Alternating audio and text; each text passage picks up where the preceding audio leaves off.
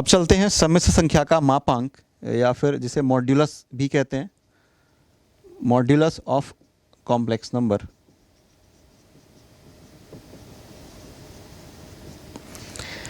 यदि एक सम्मिश्र संख्या दी गई हो z equal to x plus iota Y, यहाँ पर x रियल पार्ट है और ये जो आयोटा के साथ जो है वो इमेजनरी पार्ट है, तो इसके मापांक को मॉड्यूलस z से प्रदर्शित करते हैं और इसका अर्थ होता है square root of X square plus Y square, या फिर दूसरे शब्दों में आप इसे लिख सकते हैं square root of real part of z का square plus imaginary part of z का स्क्वायर।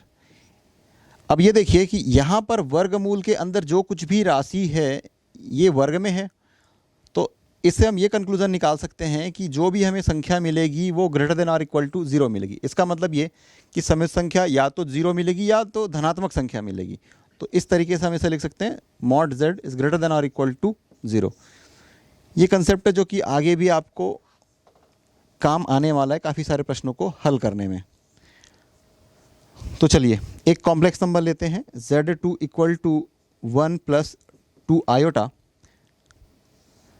अगर हम एक कॉम्प्लेक्स प्लेन या आर्गन समतल की रचना करें तो आपने पिछले कक्षा में कार्तीय निर्देशांक पद्धति पढ़ाई है। तो ये वही अक्ष है, ये मूल बिंदु 0 है। एक्स एक्सिस जो है इसमें हम रियल पार्ट या वास्तविक भाग को प्रदर्शित करेंगे और ये जो वाई एक्सिस है इसमें हम सम्मिश्र संख्या के काल्पनिक भाग को प्रदर्शित करेंगे।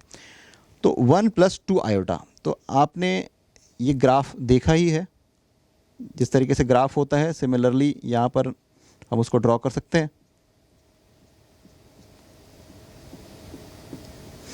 1 प्लस 2 आयोटा, तो ये जो कॉम्प्लेक्स नंबर है z2 इसका रियल पार्ट 1 है और ये जो कॉम्प्लेक्स नंबर है z2 इसका इमेजिनरी पार्ट है 2 है। तो देखिए ये 1 2 3 4 इस तरीके से आगे बढ़ सकते हैं। रियल पार्ट जो है ये 1 है, ये वाला नंबर, और इमेजिनरी पार्ट जो है वो 2 है, तो ये 1 और 2। तो ये जो 1 और 2 जिस पॉइंट पर इंटरसेक्ट करेंगे इसी पॉइंट को हम 1 2 कहेंगे।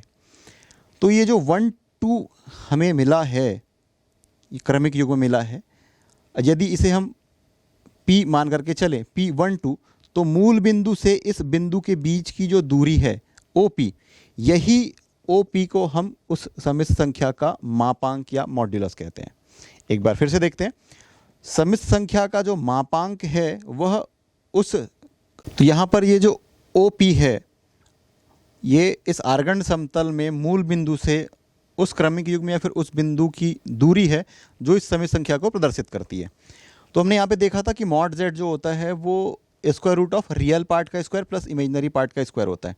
तो हमने यहाँ पे देखा कि ये जो सम्मिश्र संख्या z2 है इसका वास्तविक भाग 1 है और काल्पनिक भाग ये 2 है या फिर 2 है। तो इसीलिए हम लिखेंगे mod of z2 equal to square root of real part का स्क्वायर, इसका मतलब है 1 का स्क्वायर प्लस इमेजिनरी पार्ट का स्क्वायर, ये 2 है। इसे आगे हल करेंगे तो हमें क्या मिल जाएगा 1 plus 4 equal to square root over 5। Similarly अगर हम एक दूसरी कॉम्प्लेक्स नंबर देखें z3 equal to 1 minus 2 iota, तो ये हमें क्या मिलेगा z3 का mod equal to square root of 1 का स्क्वायर, रियल पार्ट ये है, और इमेजिनरी पार्ट क्या है -2, तो यहाँ पर हम लिखेंगे -2 का square, that is square root over 1 plus 4 square root 5।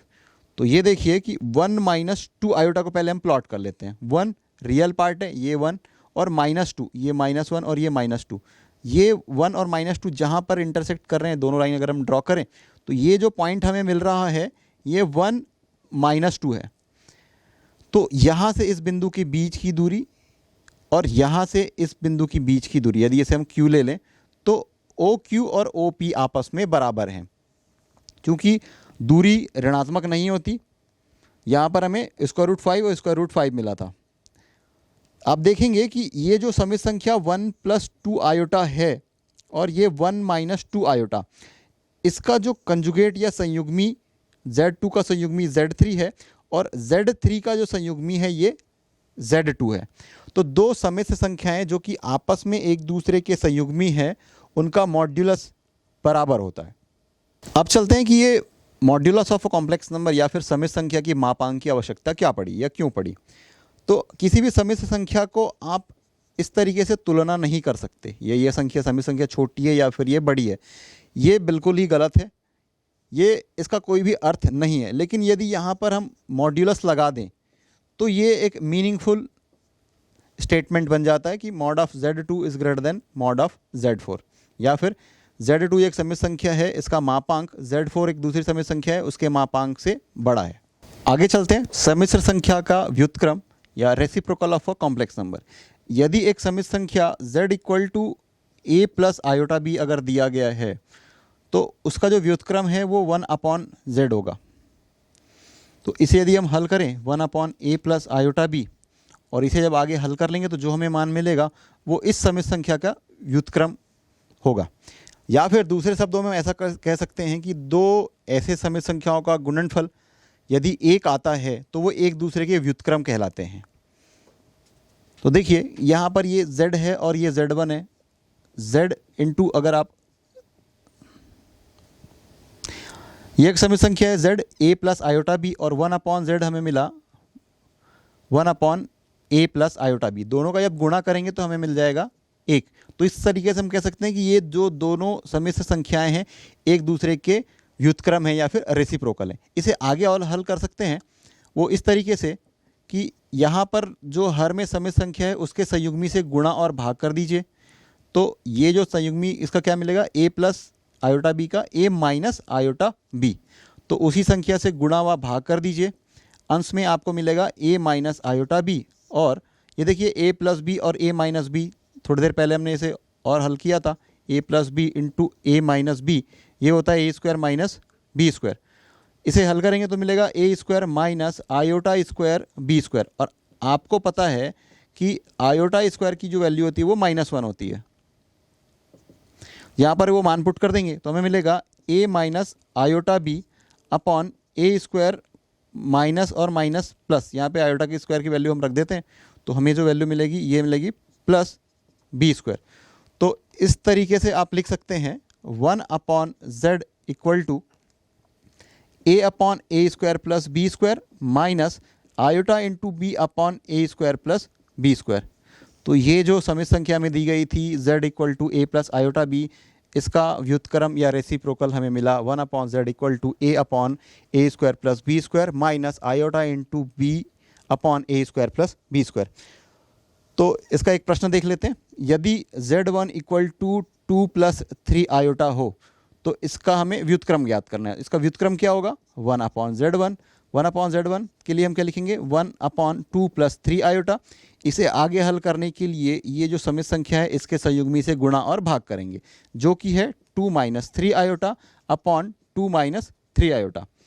अब जब गुणा करेंगे तो अंश में हमें मिलेगा 2 माइनस 3 आयोटा, ये A plus b into A minus b, A square minus B square.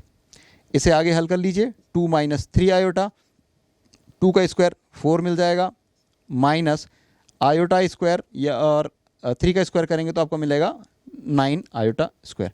और आपको पता है कि आयोटा स्क्वायर जो होता है ये -1 होता है। ये वैल्यू हम यहाँ पर पुट कर देंगे तो हमें मिल जाएगा 2 minus 3 iota upon 4 plus 9, that is 2 minus 3 iota upon 13। या फिर इसे आप लिख सकते हैं 2/13 माइनस 3 अपॉन 13 इंटू आयोटा। तो ये जो हमें सम्मिश्र संख्या दी गई थी 2 प्लस 3 आयोटा, इसका व्युत्क्रम या रेसिप्रोकल हमें मिला वो है 2/13 माइनस 3/13 इंटू आयोटा। सम्मिश्र संख्या को उसके मानक रूप या फिर प्रमाणिक रूप में लिखना बहुत ही आवश्यक है। इसके जरिए हम काफ़ी सारे समस्याओं को बड़े आसान तरीके से हल कर सकते हैं। तो आइए अब इसे हम बोर्ड पर देखते हैं। आगे चलते हैं। प्रश्न में दिया गया कि जो सम्मिश्र संख्या है उसे हमें मानक रूप में लिखना है। 1 माइनस आयोटा ये एक अलग सम्मिश्र संख्या है और -1 प्लस 6 आयोटा ये एक दूसरी सम्मिश्र संख्या है, और दोनों के बीच में ऋण चिन्ह लगा है। इसका मतलब है यहाँ पर हमें व्यकलन करना है। आगे हल करने के लिए सबसे पहले आप ये जो ब्रैकेट है इसे ओपन करेंगे तो मिलेगा 1 माइनस आयोटा और माइनस प्लस 1, और ये माइनस और ये प्लस का जब गुणा करेंगे तो आपको मिलेगा -6 आयोटा। रियल पार्ट या वास्तविक भाग के साथ जुड़ता या घटता है, उसी तरीके से तो 1 प्लस 1 यहाँ पर हम 2 लिख लेंगे, और ये माइनस आयोटा और ये -6 आयोटा ये आपको मिल जाएगा -7 आयोटा। ये कैसे करते हैं थोड़ी देर पहले हम देख चुके हैं। तो ये जो हमें मिला ये मानक रूप में है, क्योंकि समित संख्या को हम लिखते हैं z equal to x plus iota y या फिर z equal to a plus iota b के फॉर्म पे। ये रियल पार्ट है और ये इमेजनरी पार्ट है। ये दो अलग अलग समित संख्याएं थी, उसे हमने हल करके मानक रूप में लिखा है। एक दूसरी समित संख्या दी गई है 1/3 - 4 आयोटा। तो ये जो रूप है ये 1/z के फॉर्म पे है और हमें इसे z के रूप में प्रदर्शित करना है। तो इसके लिए हम क्या करेंगे, हर के संयुग्मी के साथ गुणा व भाग करना है। ये हम पहले भी कर चुके हैं। तो ये जो हर है इसका संयुग्मी क्या होगा, 3 + 4 आयोटा और 3 + 4 आयोटा। तो इसका संयुग्मी से गुणा और हम भाग कर रहे हैं। अंश का गुणा अंश के साथ होगा तो हमें मिल जाएगा 3 + 4 आयोटा अपॉन, ये देखिए a - b और a + b के फॉर्म पर है, तो ये हमें मिल जाएगा a² - b²। आगे हल कर लेते हैं। 3 + 4 आयोटा अपॉन 3 का स्क्वायर 9 - 16 आयोटा स्क्वायर। और आपको पता है कि आयोटा स्क्वायर जो है ये -1 के इक्वल होता है, तो यहाँ पर हम मान रख देते हैं। तो ये हमें मिल जाएगा 3 + 4 आयोटा अपॉन 9, ये आयोटा स्क्वायर है, माइनस और माइनस प्लस 16 हो जाएगा। 3 + 4 आयोटा अपॉन 25 या फिर 3/25 + 4/25 इंटू आयोटा। तो इस तरीके से दिए गए प्रश्नों को आप हल करके मानक रूप में लिख सकते हैं। तो प्रश्न में दिया गया है कि 3 - 2 आयोटा को उसके संयुग्मी से गुणा कीजिए। तो सबसे पहले हम लिखेंगे कि माना जो दी गई समित संख्या है ये z है, 3 - 2 आयोटा है, और अब इसका हमें संयुग्मी लिखना है। आप जानते हैं कि किसी समित संख्या के संयुग्मी को z बार से प्रदर्शित करते हैं, और हमें करना क्या होता है, रियल पार्ट या वास्तविक भाग और अधिकल्पित भाग के बीच में जो साइन होता है उसे हमें परिवर्तित करना होता है। यहाँ पर जो चिन्ह है ये ऋण है, तो हम यहाँ पर धन चिन्ह लगा करके लिख देंगे। तो इस तरीके से ये जो समित संख्या z इक्वल टू 3 - 2 आयोटा है उसका संयुग्मी या फिर conjugate z bar equal to 3 + 2 iota हमें मिल गया। तो इन दोनों समित संख्याओं को गुणा करना है। तो इसके पहले हमने देखा था कि समित संख्याओं को कैसे गुणा किया जाता है। z into z bar equal to 3 - 2 iota और 3 + 2 आयोटा, दोनों समित संख्याओं को हमने एज इट इज लिख दिया है। अब ये देखिए a + b और a - b के फॉर्म में है। डायरेक्टली आप a² - b² को यूज़ करते हुए भी लिख सकते हैं, अदरवाइज सिंपली आप गुणा करना चाहें तो गुणा भी कर सकते हैं। तो 3 × 3 + 2 आयोटा, फिर ये -2 आयोटा का जो गुणा है ये पूरे पदों के साथ होगा 3 + 2 iota. 3 × 3 9, 3 × 6 that is 6 iota, minus 3 × 2 that is 6 iota, minus और प्लस -2 × 2 दैट इज 4, और आयोटा का जब गुणा करेंगे तो आपको मिल जाएगा आयोटा स्क्वायर। ये देखिए ये 6 आयोटा प्लस है और ये 6 आयोटा माइनस है, दोनों कैंसिल हो जाएंगे। आपको मिलेगा 9 - 4 आयोटा स्क्वायर। और आपको पता है आयोटा स्क्वायर की जो वैल्यू होती है ये -1 होती है। यहाँ पर हम वैल्यू पुट कर देंगे तो 9 माइनस और ये 4 × माइनस, तो 9 + 4 दैट इज़ 13। तो इस तरीके से हम ये देख पा रहे हैं कि ये जो समित संख्या 3 - 2 आयोटा था उसका और उसके संयुग्मी का जो गुणा है वो हमें 13 मिला है। अगला प्रश्न है 1/3 + 4 आयोटा का संयुग्मी लिखिए। तो पहले आप ये देख पा रहे हैं कि ये 1/z के फॉर्म पे है, तो पहले हमें इसे मानक रूप में परिवर्तित करना है। माना z इक्वल टू 1/3 + 4 आयोटा। इसे आगे हल करने के लिए हम करेंगे इसके संयुग्मी से गुणा और भाग करेंगे। तो इसका संयुग्मी क्या मिलेगा, 3 - 4 आयोटा। 3 - 4 आयोटा से गुणा कीजिए, 3 - 4 आयोटा से भाग कीजिए। कैसे हल करते हैं हम देख चुके हैं। ये हमें मिल जाएगा a + b × a - b, a² - b²। इसे सॉल्व करेंगे तो मिल जाएगा 3 - 4 आयोटा अपॉन 9 + 16। ये 4 का स्क्वायर 16 आएगा और ये आयोटा स्क्वायर की वैल्यू -1 होती है। इसे सॉल्व करेंगे तो मिल जाएगा +16। अल्टीमेटली 3 - 4 आयोटा अपॉन 25, या फिर इसे आप लिख सकते हैं 3/25 - 4/25 इंटू आयोटा। तो ये हमें समित संख्या मिल गई थी। अब इस समित संख्या का संयुग्मी हमें लिखना है z बार। z बार कैसे लिखते हैं, वास्तविक भाग और अधिकल्पित भाग के बीच में जो चिन्ह है उसे बदलकर हम लिख देते हैं। तो यहाँ पर ये माइनस है उसे हम प्लस लिख देंगे, तो हमें मिलेगा z bar equal to 3/25 plus 4/25 iota. तो इस तरीके से हमने ये उत्तर निकाल लिया है। ये 1/3 प्लस 4 आयोटा का जो संयुग्मी है वो 3/25 प्लस 4/25 इंटू आयोटा। अगला प्रश्न दिया गया है 1 plus iota upon 1 minus iota का पावर n इक्वल टू 1 हो तो n का न्यूनतम पूर्णांक मान ज्ञात कीजिए। तो पहले हमें 1 plus iota upon 1 minus iota इसे हल कर लेना है, फिर हम दूसरे पार्ट पे चलेंगे।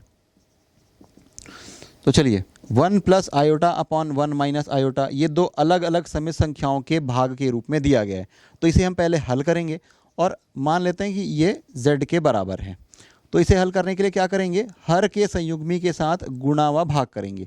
तो 1 माइनस आयोटा का संयुग्मी 1 प्लस आयोटा, इसे गुणा व भाग कर रहे हैं। अब ये देखिए 1 प्लस आयोटा 1 प्लस आयोटा, तो ये a प्लस बी का होल स्क्वायर आपको पता है, ये होता है a square plus 2ab plus b square. इस तरीके से आप डायरेक्टली भी उसे यूज़ कर सकते हैं या फिर जैसा सामान्य तरीके से हम गुणा करते हैं वो भी कर सकते हैं।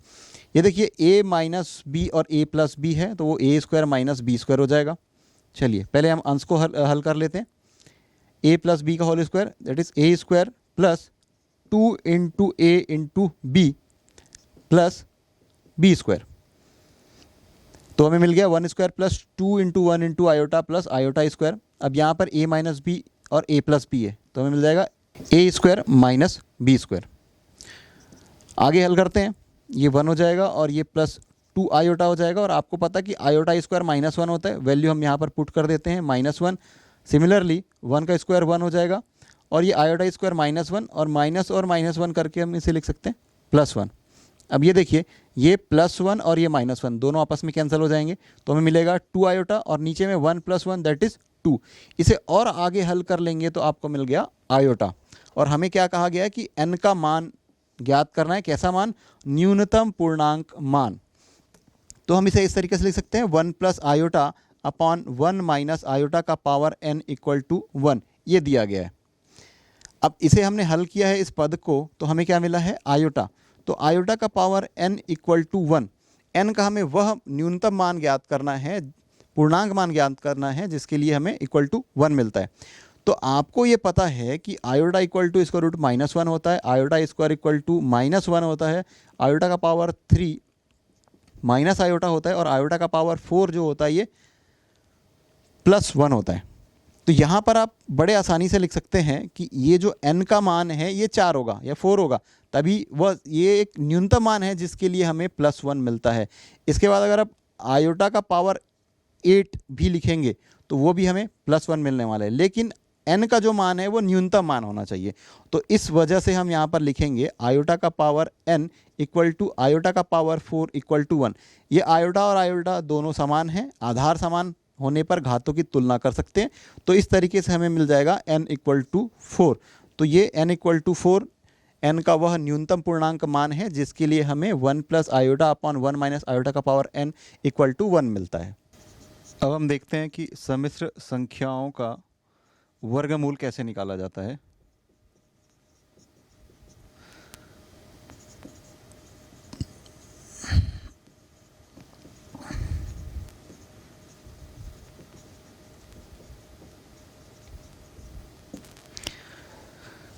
तो हम ये मान के चलते हैं कि एक सम्मिश्र संख्या दी गई है z equal to a plus iota b और इसका हमें वर्गमूल निकालना है। तो इसे हम लिखेंगे वर्गमूल z या स्क्वायर रूट z बराबर a प्लस आयोटा b का स्क्वायर रूट। और हम ये मान के चलते हैं कि ये एक दूसरी सम्मिश्र संख्या x प्लस आयोटा y के बराबर है।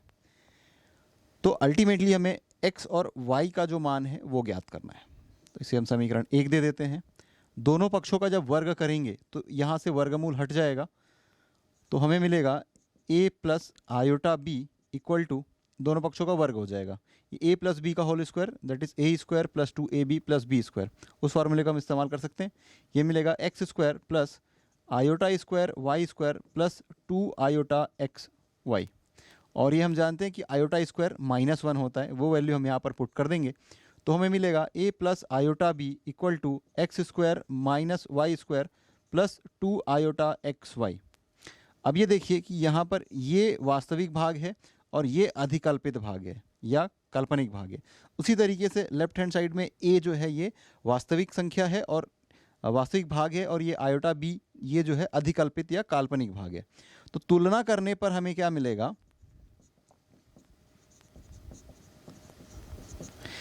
X square minus Y square equal to A square. ये देखिए इसका ये जो वास्तविक भाग है x square minus Y square ये ए के बराबर होगा। X square minus Y square equal to A, और यहाँ पर देखिए ये 2 आयोटा एक्स वाई है और यहाँ पे आयोटा बी है। तो इसका मतलब ये कि 2xy इक्वल टू बी, ये समीकरण 1 है, इसे समीकरण 2 नाम दे देते हैं और ये समीकरण 3।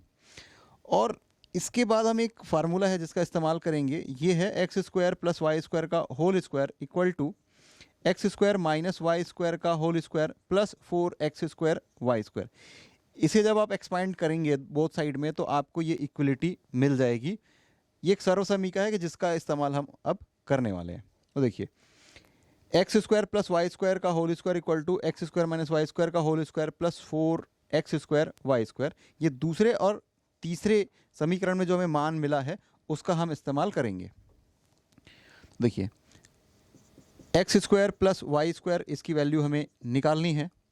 X square minus Y square की वैल्यू ए है तो यहाँ पर हम पुट करेंगे, मिलेगा a square 4x square y square. ये जो समीकरण 3 में 2xy इक्वल टू बी है, दोनों पक्षों का वर्ग करेंगे तो हमें मिल जाएगा 4x स्क्वायर वाई स्क्वायर। तो यहाँ पर राइट हैंड साइड में हमें बी स्क्वायर मिल जाएगा प्लस बी स्क्वायर। अब जब लेफ्ट हैंड साइड में वर्ग को हटाएंगे या स्क्वायर को हटाएंगे तो हमें मिलेगा x square plus Y square equal to square root over a square plus b square. अब इस समीकरण को हम नाम दे देते हैं 4 का। अल्टीमेटली हमें x और y का मान ज्ञात करना है, तो हमारे पास समीकरण 2 है और 4 है। इन दोनों को एक बार जोड़ेंगे तो एक वैल्यू मिलेगी, एक चर राशि का मान मिलेगा, और एक बार घटाएंगे तो दूसरे चर राशि का मान मिलेगा। तो हम समीकरण 4 में 2 को जोड़ देते हैं। तो देखिए x square plus Y square plus x square minus Y square, ये left hand side, and then ये वाला लेफ्ट हैंड साइड हमने यहाँ पे लिख दिया है। राइट हैंड साइड में आ जाएगा square root over a square plus b square, और यहाँ पर ये जो ए है ये हम यहाँ पर लिख लेंगे ए। देखिए वाई स्क्वायर और वाई स्क्वायर दोनों यहाँ पर पॉजिटिव और ये निगेटिव कैंसिल हो जाएगा। अल्टीमेटली हमें मिलेगा 2x square equal to square root over a square plus b square यहाँ पर है, और ये प्लस ए। 2 का या फिर 2 का यहाँ पे मल्टीप्लाई हुआ है, लेफ्ट हैंड साइड में ले आएंगे तो वो डिवीज़न में आ जाएगा, या फिर ये 1/2 ऐसा लिख सकते हैं। Square root over a square plus b square plus a. देखिए यहाँ पर ये एक्स स्क्वायर का मान है, तो यहाँ से हमें क्या मिल जाएगा, x equal to plus minus root over 1/2, और ये पूरी की पूरी क्वांटिटी इसके अंदर आ जाएगी, that is square root over a square plus b square plus a. इसी तरीके से 4 और 2 को हमने जोड़ा है, अब 4 में हम समीकरण 2 को घटा देंगे।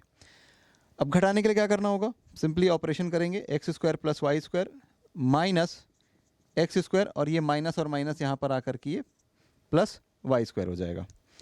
यहाँ से हम लिखेंगे स्क्वायर रूट ए स्क्वायर प्लस बी स्क्वायर, और ये माइनस ए आ जाएगा। ये देखिए 4 है समीकरण, इसमें समीकरण 2 को घटा रहे हैं। यहाँ पर एक्स स्क्वायर का मान धनात्मक है और ये ऋणात्मक है, ये दोनों कैंसिल हो जाएगा। वैल्यू जो बचेगी वो होगी 2y square equal to square root over a square plus b square minus ए।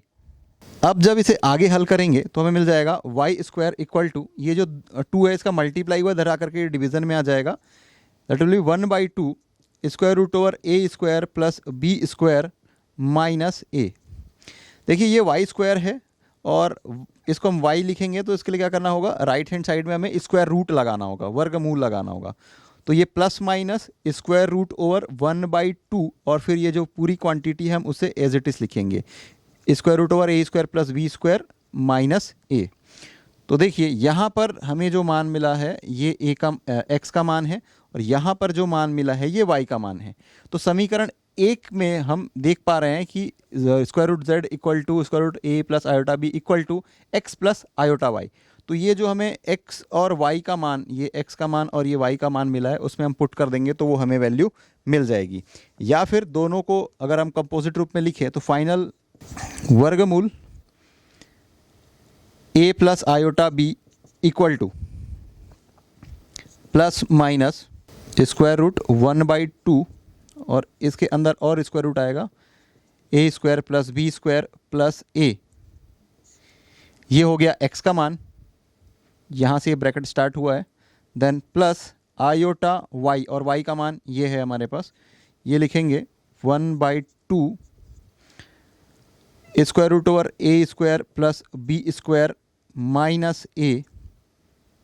और यहाँ पर ये ब्रैकेट है यहाँ पर क्लोज होता है।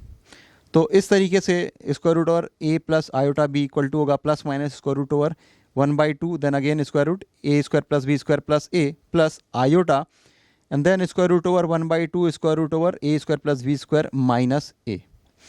या फिर और अगर इसे सिंप्लीफाई करना हो तो हम ये जानते हैं कि mod z equal to r equal to square root over a square plus b square होता है। आपने मॉड्यूलस में देखा है कि किसी समय संख्या का मॉड्यूलस या मापांक कैसे निकालते हैं, तो वो उसे हम r से प्रदर्शित करते हैं, फिर मॉड z भी लिखते हैं। तो इस तरीके से ये जो फार्मूला है इसे हम सिंप्लीफाई कर लेंगे और हमें मिलेगा square root over a plus iota b equal to plus minus square root 1/2, ये है mod z plus a plus iota square root 1/2 mod z minus a। तो कंप्यूटर एग्ज़ाम्स में अगर सिर्फ आपको वैल्यू निकालनी होगी, ये प्रोसेस के मार्किंग नहीं है, तो आप डायरेक्टली इस फार्मूले को यूज़ कर सकते हैं, that is square root over a plus iota b equal to plus minus square root over 1/2 mod z plus a plus iota square root over 1/2 mod z minus a। यहाँ पर ध्यान देने वाली बात यह है कि कब प्लस होगा और कब माइनस होगा। जब यहाँ पर ये जो संख्या है a प्लस आयोटा b, यहाँ पर अगर माइनस वैल्यू है तो आयोटा के साथ हम माइनस वैल्यू यूज़ करेंगे, और जब प्लस वैल्यू है तो बोथ साइड में यहाँ पर भी और यहाँ पर भी दोनों जगह प्लस साइन का इस्तेमाल होगा। तो देखिए यहाँ पर जब प्लस वैल्यू है तो यहाँ पर प्लस साइन यूज़ होगा, और जब a माइनस आयोटा b होगा तब हम वहाँ पर माइनस वैल्यू का यूज़ करेंगे।